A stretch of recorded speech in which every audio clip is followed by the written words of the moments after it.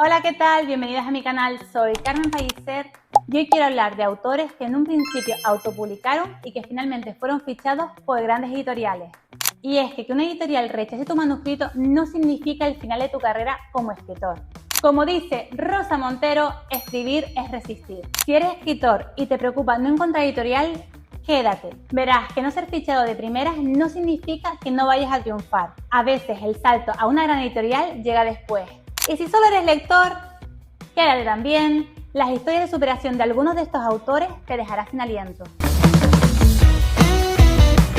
Hoy vamos a hablar de varios autores que comenzaron autopublicando sus novelas y que luego fueron fichados por grandes editoriales. Creo que son ejemplos inspiradores que demuestran que, aunque al principio nuestros manuscritos puedan ser rechazados, la autopublicación se puede convertir en un plan B y en un trampolín hacia el éxito. Publicar un libro con una editorial tradicional es el sueño de muchísimos escritores, pero la realidad es que las editoriales rechazan montones de manuscritos cada día, cada año. Que una editorial te diga que no o que directamente ni te responda no quiere decir que tu carrera literaria haya terminado. Al contrario, varios de los autores que veremos hoy decidieron no rendirse, se autopublicaron, encontraron a sus lectores por cuenta propia y con el tiempo llamaron la atención de grandes sellos editoriales. Su éxito nos recuerda que la perseverancia y la pasión pueden abrir puertas. Asimismo, estos casos demuestran que la autopublicación puede ser una estrategia muy valiosa no solo para darse a conocer, sino también para testear la calidad literaria de nuestro libro.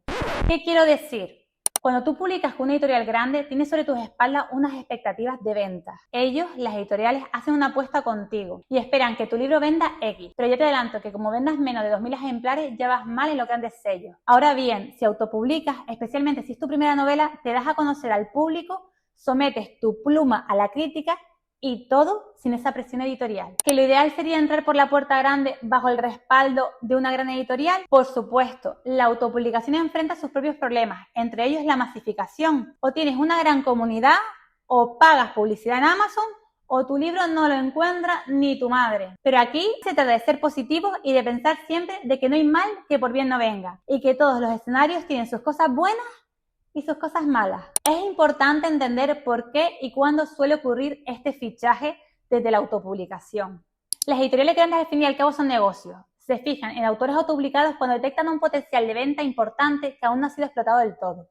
En otras palabras, si ven que un libro autopublicado está teniendo mucho éxito, por ejemplo, miles de lectores, posiciones altas en las listas más vendidas de Amazon, revuelo en redes sociales, y piensan que con su apoyo editorial podrían vender aún más ejemplares, entonces les interesa incorporarlo a su catálogo. Esto ha pasado con muchos bestsellers nacidos de la autopublicación que luego son lanzados en formato impreso por editoriales tradicionales.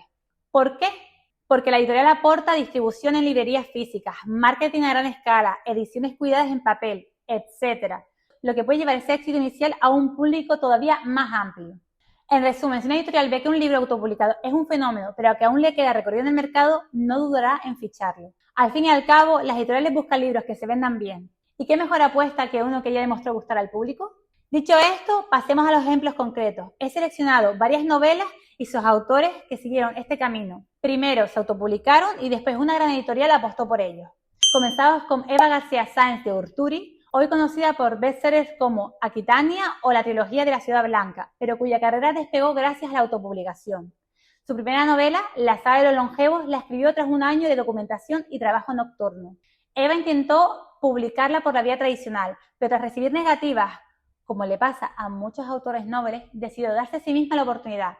Contrató una portada, se hizo una web y autopublicó la novela en Amazon en 2012. Lo que vino después fue sorprendente. Con mucho esfuerzo en promocionar el libro en internet y del boca a boca de los lectores, La saga de los longevos se convirtió en un fenómeno literario en 2012. Llegó a estar entre los libros más vendidos de Amazon, incluso por delante de algunos bestsellers tradicionales de Estados Unidos. El éxito fue tan grande que la editorial La Esfera de los Libros se fijó en ella y publicó la novela en papel, ya en 2013. A partir de ahí, la carrera de Eva despegó.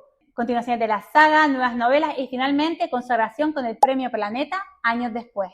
Lo bonito de esta historia es que Eva no reniega de sus inicios autopublicando. Ella misma cuenta que autopublicar le sirvió para aprender todo el proceso y mejorar su escritura. Sin esa primera oportunidad que se dio a sí misma, quizás hoy no tendríamos a una Eva García Sáenz triunfando en las librerías. Su caso nos enseña que si las puertas editoriales no se abren, puedes construir tu propio camino y con trabajo duro llamar la atención de esas mismas editoriales más adelante.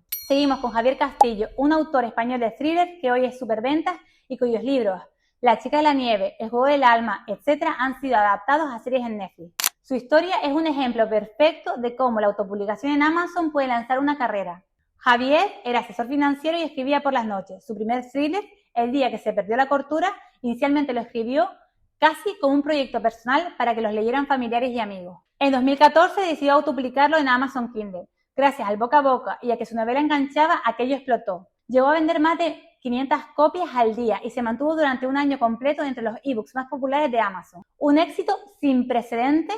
Imagínate, un autor novel sin editorial logrando cifras impresionantes solo con la fuerza de sus historias y la recomendación de los lectores entusiastas. Evidentemente, las editoriales tomaron nota. En 2017, la editorial Suma de Letras del grupo Penguin Random House fichó a Javier del Castillo y comenzó a publicar sus obras. Relanzaron El día que se perdió la cordura en edición tradicional y han publicado todas sus novelas posteriores. Castillo se convirtió en uno de los mayores fenómenos del thriller en España en los últimos años. Hoy lleva más de 1 millón de libros vendidos en todo el mundo. La curiosidad aquí es que Javier no esperaba en absoluto ese éxito. Él subió el libro a Amazon sin grandes pretensiones. De hecho, pensaba que sería algo que leerían 4 conocidos, pero cuando la historia gusta, las redes pueden amplificarla de manera exponencial. Su caso ha sido estudiado incluso en eventos literarios porque demuestra que un buen thriller puede encontrar a su público sin intermediarios y luego las editoriales vendrán a buscarte. Seguro que has oído hablar de la saga Valeria porque ha tenido incluso su adaptación en Netflix. Elizabeth Benavent, también conocida como Beta Coqueta, es la autora detrás de esta popular serie de novelas chick lit.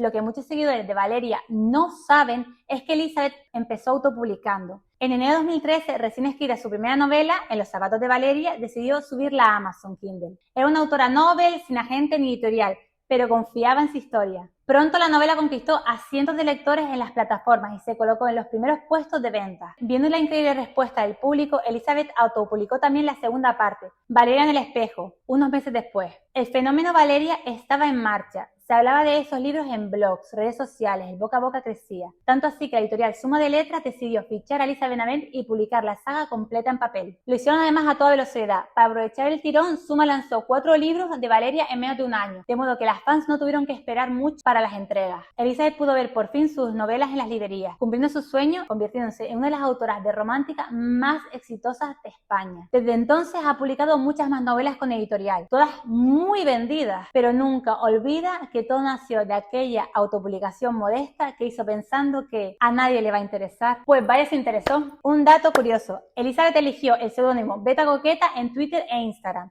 Y así empezó a promocionar sus libros en redes cuando aún eran autopublicados. Esta conexión cercana con sus lectoras fue clave para el éxito. El caso de Valeria demuestra que si conectas con tu audiencia desde el principio, aunque sea pequeña, puedes generar un fenómeno que luego las editoriales querrán llevar al siguiente nivel. Pasemos ahora a un caso particular, el de Blue Jeans, seudónimo de Francisco de Paula Fernández.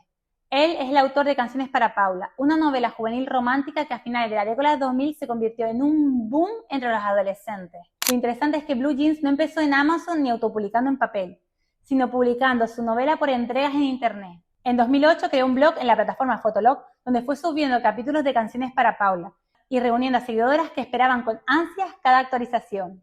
La historia enganchó a tantísima gente que el éxito llegó a oídos de una editorial. Gracias a ese reconocimiento online, Blue Jeans firmó su primer contrato literario con la editorial Everest, que publicó Canciones para Paula en papel en noviembre de 2009. Imaginaos, un bloguero que compartía sus capítulos gratis de pronto con un libro en todas las librerías. Y vaya si vendió. Se convirtieron en un fenómeno juvenil, con más de 300.000 ejemplares vendidos. Blue Jeans es considerado, de hecho, por muchos como el Federico Mocha español, por el impacto que tuvo su novela juvenil romántica. Desde entonces ha publicado numerosas sagas juveniles exitosas con Planeta, pero todo empezó con aquella autopublicación artesanal en su blog. Este caso nos muestra que autopublicar no siempre significa solo Amazon o libros físicos costeados por uno mismo. También puede ser compartir tu obra en redes o plataformas gratuitas, crear una comunidad de lectores primero y después dar el salto a una editorial. Y es que la lección de Blue Jeans es clara. Si tienes una buena historia y sabes conectar con tu público objetivo, en su caso adolescentes en redes, puedes generar un fenómeno editorial desde abajo. Las editoriales están atentas a estos movimientos de internet y cuando ven uno fuerte,